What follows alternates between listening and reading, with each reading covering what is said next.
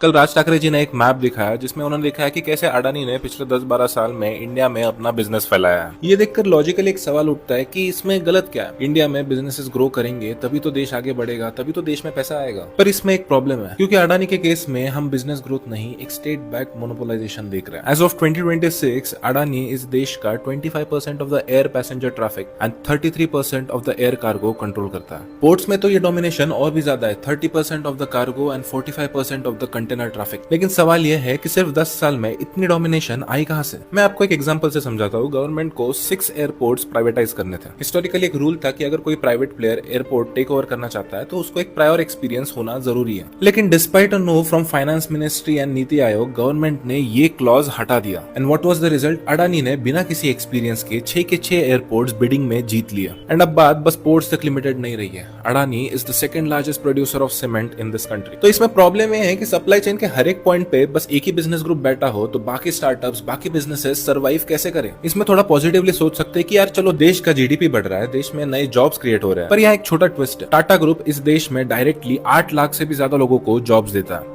अकेली टीसीएस ही 6 लाख से ज्यादा लोगों को जॉब्स देती है। अडानी इंडिया का 3rd लार्जेस्ट कॉन्ग्लोमरेट है और वो कितने लोगों को एम्प्लॉय करता है? Only 36,000 to 40,000 people. So yes, पैसा तो बन रहा है, बट ये पैसा आपके और मेरे जेब में नहीं आने वाला है। और इसका सबसे बड़ा सिस्टमिक रिस्क ये है कि अडानी का 50% of the debt is from the domestic lenders. Public sector bank का शेयर 18% है। अगर ये एम्पायर जरा सा भी हिलता है तो इसका डायरेक्ट इम्पैक्ट इस देश की इकोनॉमी पे और बैंक्स पे आएगा। सो कहने का सार ये है कि जब कोई बिजनेस ग्रुप इतना बड़ा बन जाता है तो वो बस इकोनॉमी को कंट्रोल नहीं करता।